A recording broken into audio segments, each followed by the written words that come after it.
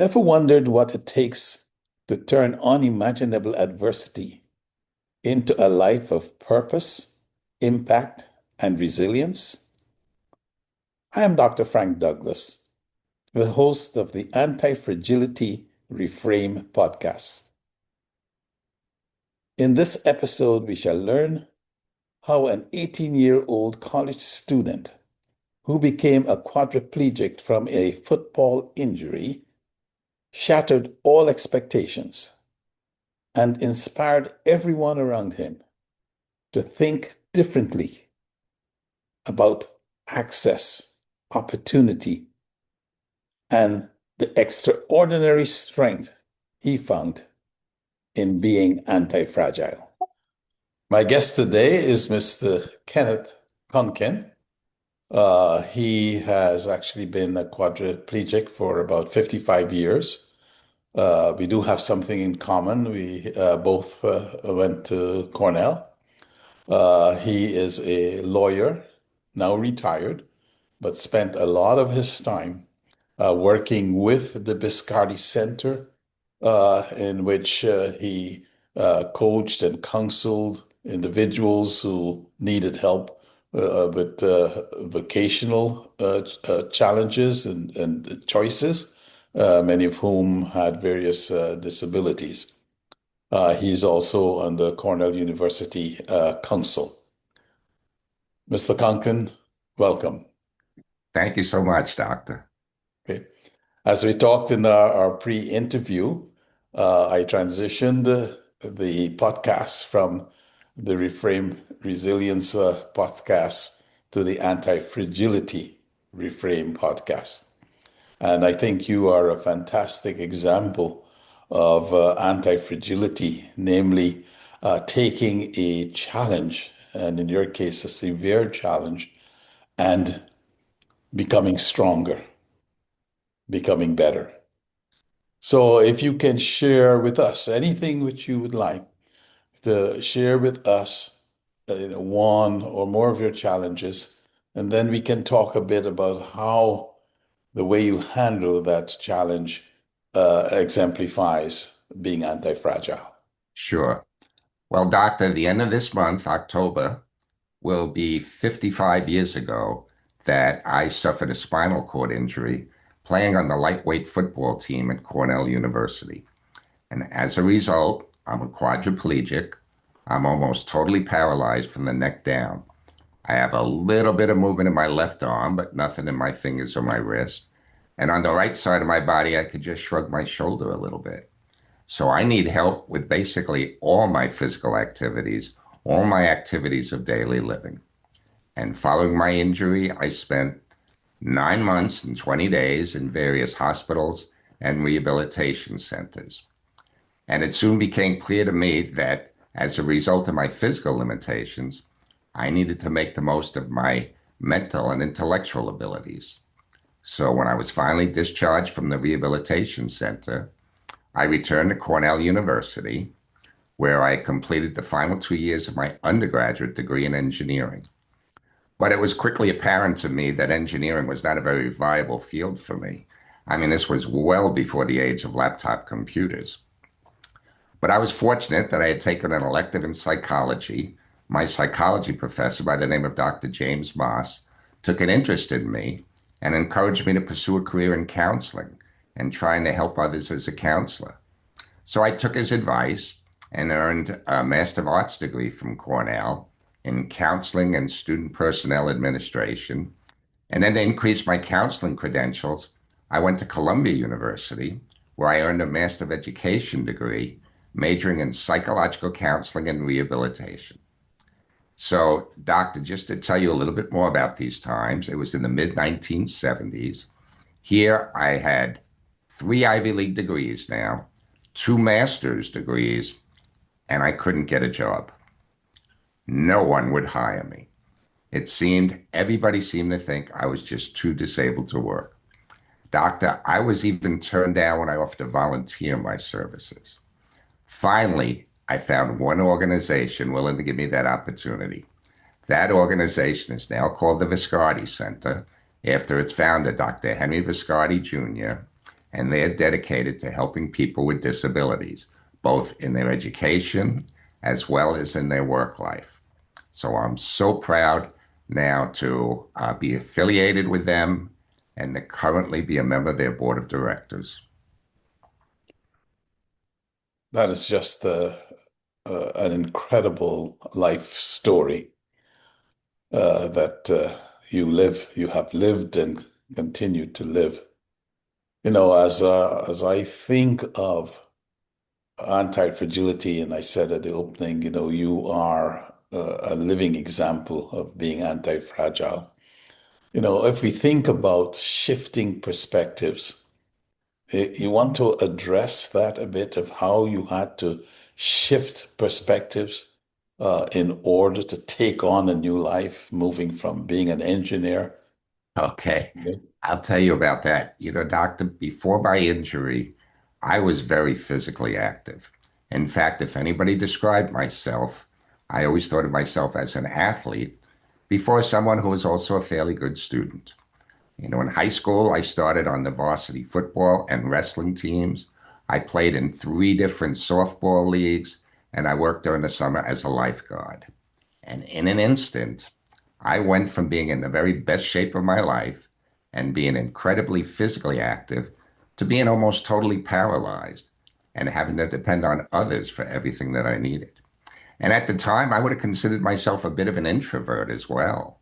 I used to try and sit in the very back of these large lecture halls, never raise my hand in class, and hopefully nobody would notice me.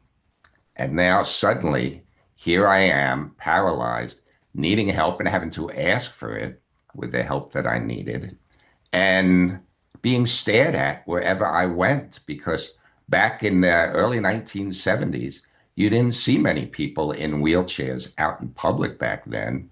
And if you did see anybody in a wheelchair, they at least usually had the use of their arms, which I didn't have the use either.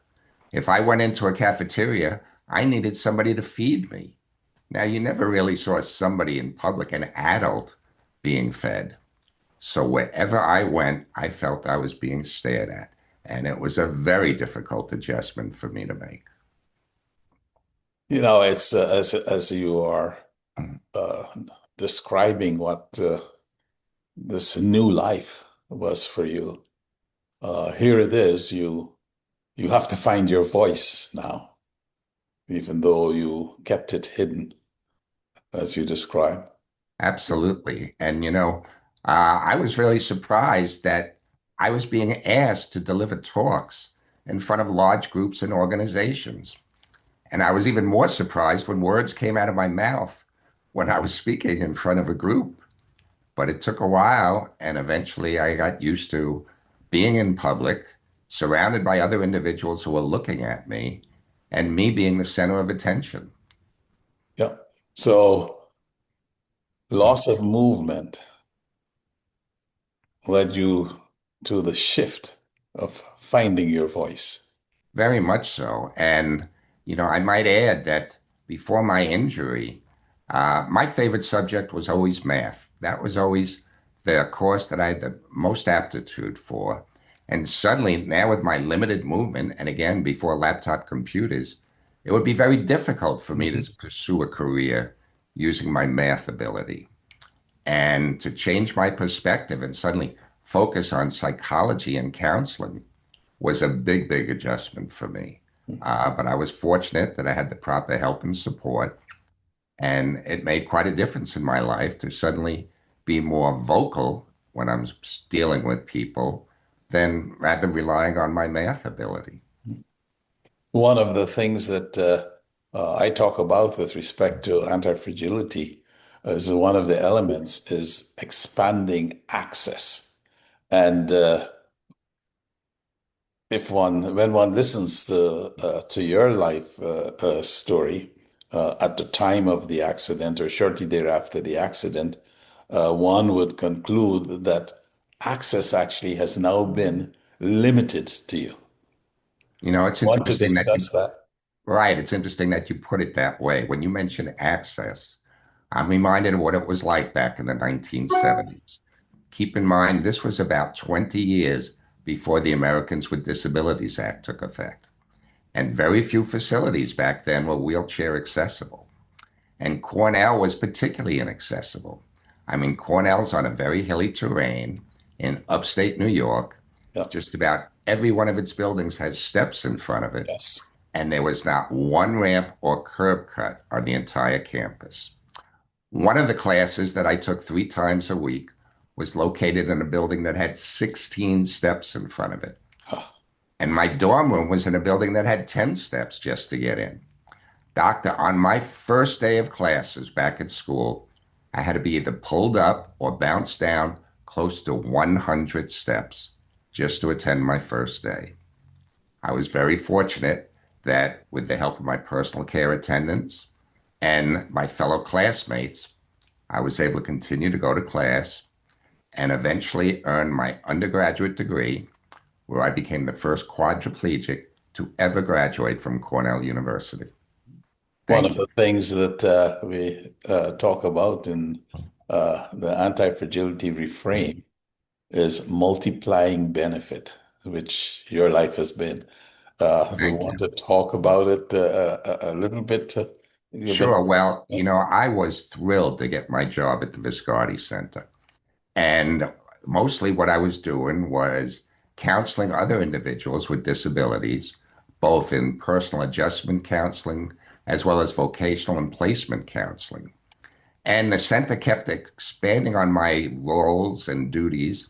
And one of the things they had me do was to speak before groups and organizations concerning non-discrimination and affirmative action and making things more accessible to people with disabilities. And often after my talks, I would be asked questions. And while I would do my best to answer the questions appropriately, I was always careful to caution the questioners they should really speak with a lawyer about their concerns. And doctor, I guess it didn't take long before I started to think, there's no reason why I couldn't become that lawyer.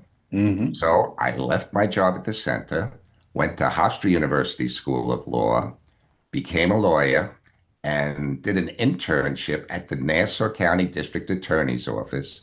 Absolutely loved the work, applied for a full-time job there, and I was very fortunate that the district attorney at the time, a person by the name of Dennis Dillon, had the self-confidence and the foresight to base his hiring decisions on my abilities rather than my disability. You did a little misspeak when you were talking about affirmative action. You said affirmative access. And Right? I thought that actually that That's is right. really beautiful. I As soon like as I that. said it, Yes. I heard it in my mind, and you're Yes. right for catching that. Yes. Affirmative access. I do like that. Let's just finish with the last question because again, uh, this is just, I have to tell you, I am really what should I say? I'm honored that you share your story with us, and that you do it also on my podcast. I really am honored because one of Thank the you. things which I talk about in anti-fragility reframing is growth outcome, and I just want to end there with what are your thoughts about growth in your situation? There's an awful lot everybody can do if given the chance and when necessary, the proper support and encouragement. And too many people have limited expectations for what somebody can do or accomplish. And, unfortunately, people's expectations often limit what somebody feels they can do or achieve. So it's so important to keep your expectations high for everyone.